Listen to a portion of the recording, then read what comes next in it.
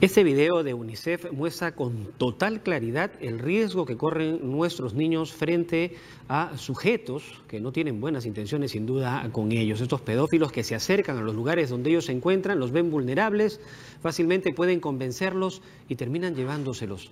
Y después tenemos terribles historias que contar. Vamos a darle la bienvenida al doctor Yuri Cutipé, director de la Dirección de Salud Mental del Ministerio de Salud, por estar esta mañana aquí con nosotros. Doctor, ¿cómo está? Bienvenido a TV Perú. Buenos días. Doctor, es preocupante lo que está dándose. Se registran más de 3.000 casos que atiende el Ministerio de Salud por denuncias de violencia sexual contra hombres y mujeres, y el 60% son niños menores de edad. Sí, un poco más inclusive. Y esto se corrobora con las estadísticas de otras instituciones del Estado, ¿no?, que están también abocadas a atender este problema.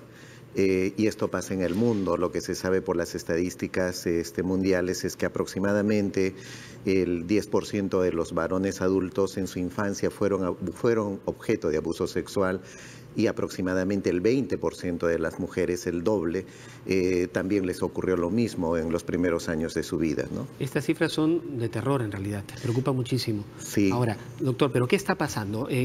Algunos suelen decir, ¿no?, que el Perú está lleno de personas enfermas que buscan hacer daño y se aprovechan de los niños, sobre todo los más vulnerables.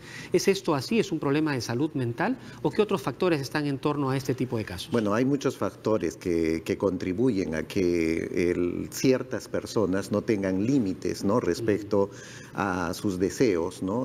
Su propia forma de ser, que ha terminado de ser constituida a partir del proceso de crianza y educación, ¿no?, probablemente generan esta falta de límites en algunos adultos, ¿no? Sin embargo, también hay que decir que la propia violencia impacta, ¿no?, en la salud mental de la población.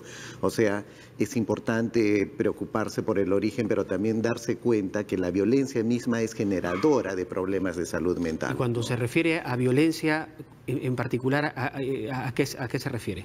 A violencia física, a abandono y en particular a violencia sexual, al abuso sexual, ¿no? Inclusive, ¿no?, hay evidencias que demuestran que una proporción, no es la mayoría, pero una proporción de quienes fueron abusados en la infancia, especialmente varones, pueden tener mayor predisposición a abusar también de niños, ¿no? Entonces, de modo que es importante darse cuenta el efecto que la violencia en cualquiera de sus formas, pero en particular la violencia sexual, puede generar en la salud mental de las personas y la población, ¿no? ¿Podríamos decir que el núcleo de este problema se centra entonces en los problemas de familia? En parte, son problemas sociales y problemas de familia, ¿no? Por ejemplo, el video presenta el espacio público, los lugares públicos como los lugares de riesgo, pero en realidad lo que sabemos es que en cuanto al abuso sexual, la mayor parte de los casos, ¿no?, se dan también en el ámbito privado, es decir, en las propias familias. Y por personas muy cercanas a las víctimas, ¿no? Por personas muy cercanas. Con frecuencia vemos, ¿no?, en los medios de comunicación cómo inclusive padres, ¿no?, cometen abuso sexual contra sus hijos, ¿no? Ahora, doctor, aprovechando que está usted aquí, ¿cuáles son esas señales de alerta que un padre de familia tiene que tomar en consideración respecto de sus hijos menores de 6 años? Yo diría no solamente un padre de familia, toda persona adulta que tiene bajo su responsabilidad a niños. Estoy hablando inclusive... Los profesores, por ejemplo, los docentes. Por ejemplo, ¿no? Es importante darse cuenta, dependiendo de la edad, ¿no? En menores de 5 años que están todavía no han entrado a la primaria, por ejemplo, lo que se suele ver es que el niño, después de haber desarrollado algunas habilidades contra el miedo, ¿no?, empiezan más bien a retroceder y a tener manifestaciones de miedo en diferentes ámbitos que no les permiten dormir, que no pueden estar en un lugar más o menos oscuro cuando previamente estuvieron. No tenían problemas. O que de pronto sí aprendieron a controlar la deposición o el orinar, el ir al baño, de pronto vuelven a pedir ayuda, ¿no? O están muy irritables, en fin, esas manifestaciones a esa edad pueden ser frecuentes. También cuando ya en la edad escolar lo que se puede ver es que si previamente había un regular o buen rendimiento escolar, empieza a disminuir el interés inclusive hasta por los estudios, ¿no? O haber cierto retraimiento respecto a las relaciones con otros niños, ¿no? De acuerdo. Y ya en adolescentes se pueden haber problemas de conducta, manifestaciones francamente depresivas o ansiosas, ¿no? Con alteraciones en el apetito, el sueño. Se tornan un poco más violentos también. Se pueden más tornarse rebeldes, más irritables, ¿no? Pero todo esto es común a cualquier situación de violencia. En particular en violencia sexual, lo que se agrega es que puede haber una afectación de la conducta sexual propia, ¿no? Entonces se ven de pronto niños que precozmente empiezan a tener conductas sexuales, entonces hay que sospechar de que algo está pasando. Doctor, ¿qué sucede con los padres respecto de estas situaciones? Uno detecta estos casos y probablemente es una señal de alerta, entonces pasa mucho que tradicionalmente el hombre, el papá sobre todo, no puede hablar de sexo con sus hijos, o la mamá no quiere hablar el tema de la sexualidad con sus hijos porque los ven menores y entonces se convierte casi en un tema tabú. ¿Qué hacer en esos casos? ¿Es eso bueno o malo? ¿Eso se tiene que corregir? Eso se tiene que ir corrigiendo. O sea, hay una tarea todavía de educación sexual, ¿no? Que implican justamente estos temas, ¿no? Tanto para padres, ¿no? Como para profesores y alumnos, ¿no? Y niños o niñas. Es importante que aprendamos estas habilidades, ¿no? Para poder conversar con nuestros hijos, ¿no? Sobre estos aspectos y que ellos puedan tener también la confianza de poder contarnos que esto, por ejemplo, es una característica preventiva, pero que si no se da y ocurre el abuso sexual, también puede ser un factor de riesgo de mal pronóstico a la larga respecto al impacto del abuso sexual. Ahora, si los padres no se comunican con sus hijos respecto de la sexualidad, entonces acuden a la Internet. Y acudir a la Internet es también tener acceso a redes sociales o el consejo de los amigos o personas alrededor. ¿Y esto los pone en mayor riesgo? Claro, Internet en realidad es como una calle cualquiera que tiene todos los riesgos que tiene una gran avenida, ¿no? De pronto desregulada. De modo que tiene el mismo riesgo que el entrar en esa calle, es decir, en el mundo de Internet, si es que no hay la supervisión, el acompañamiento que viene de la confianza, ¿no? Que se tiene con los padres, ¿no?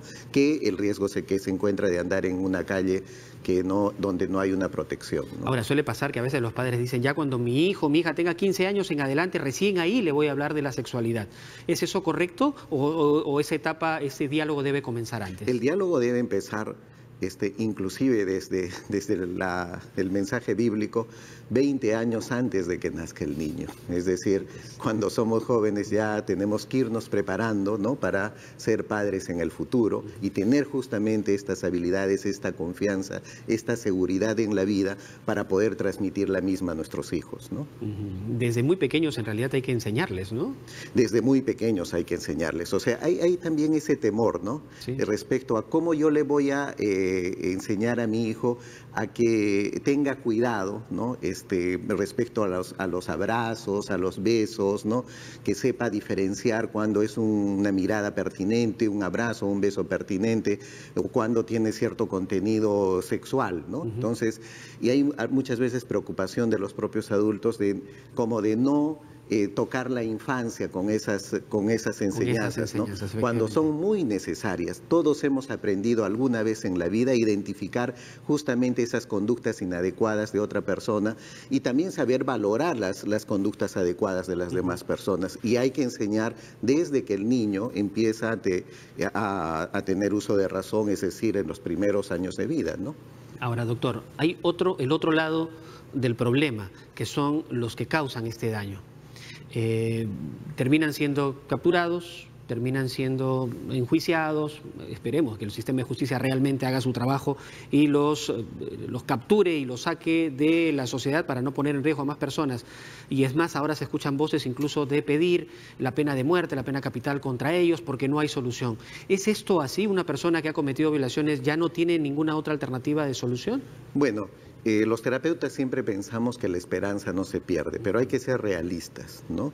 Realmente en la mayor parte de casos se ha demostrado de que a pesar inclusive de recibir ayuda, estas personas, especialmente los que han desarrollado conductas sistemáticas, ¿no? Desgraciadamente no pueden recuperarse totalmente de esto y como que necesitan siempre tener las restricciones para no generar daño o disminuir el riesgo de daño a otras personas, ¿no? De modo que en eso hay que tener mucho cuidado.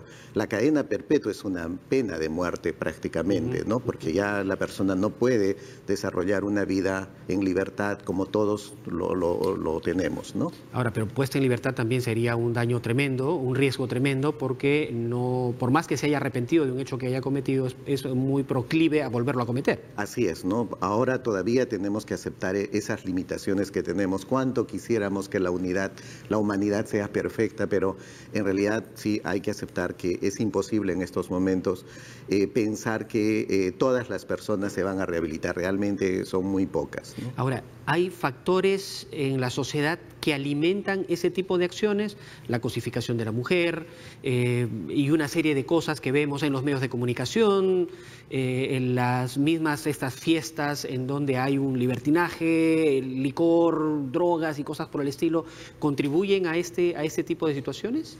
Por supuesto, en especial lo que acaba de mencionar, ¿no? Respecto a pensar que el varón es superior a la mujer y por lo tanto la mujer ya, digamos, tendría como una connotación de un objeto, la cosificación de la mujer, pero también del niño.